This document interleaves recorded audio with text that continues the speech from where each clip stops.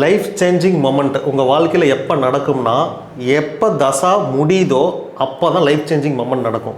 இப்போது 2028 எனக்கு இன்னொரு தசா வருது. இப்போ கேது முடிஞ்சு எனக்கு சுக்கிர தசை வருதுன்னா, இந்த சுக்கிரன் எத்தனாவது வீட்டில் இருக்கிறார், எந்த நட்சத்திரத்தில் சாரம் வாங்கியிருக்கிறார், அந்த நட்சத்திரத்துக்குன்னு ஒரு அதிபதி இருப்பார் இல்லையா, இவங்க 2 பேரும் நட்பு பெறுகிறாங்களா, சமம் பெறுகிறாரா அப்படின்னு பார்க்கணும். உதாரணத்துக்கு 4ல் சுக்கிரன் இருக்கிறாரு அப்படின்னா, 4 வீடு கொடுத்த சனி பகவான் லக்னத்திலிருந்து 4 எனக்கு வீடு கொடுத்த சனி பகவான் எந்த வீட்டில் இருக்கிறார், வீடு கொடுத்தவர் நல்லா இருக்கிறாரா, நல்லா இருக்கிறாரு.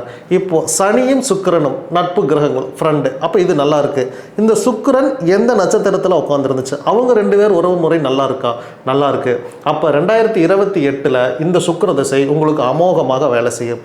இதே மாதிரி தான் நீங்கள் ஒவ்வொருத்தரும் கணிக்கணும். உங்களுக்கு அடுத்து என்ன தசை வரப்போகுது, அந்த கிரகம் உங்கள் ஜாதகத்தில் எத்தனாவது வீட்டில் இருக்கிறார், இப்போ 10க்கு அதிபதியா, 7க்கு அதிபதியா, 4க்கு அதிபதியா அப்படின்னு பார்த்துட்டு அதை சார்ந்த டிபார்ட்மெண்ட்டில் நீங்கள் கவனம் செலுத்தினீங்கன்னா நிச்சயமாக வளர்ச்சி. அவர் ஒருவேளை மெடிக்கலுக்கான கிரகம் இருந்து நீங்கள் மளிகை கடை வைக்கிறதுக்குன்னு பிளான் பண்ணீங்க அப்படின்னா, உங்களுக்கு என்ன வருங்கிறது முக்கியம் இல்லை, அந்த கிரகம் என்ன தன்மை உடையதுன்னு பார்த்து அதை நீங்கள் ஃபாலோ பண்ணீங்க அப்படின்னா நிச்சயமாக உங்களுக்கு சக்ஸஸ் கிடைக்கும்.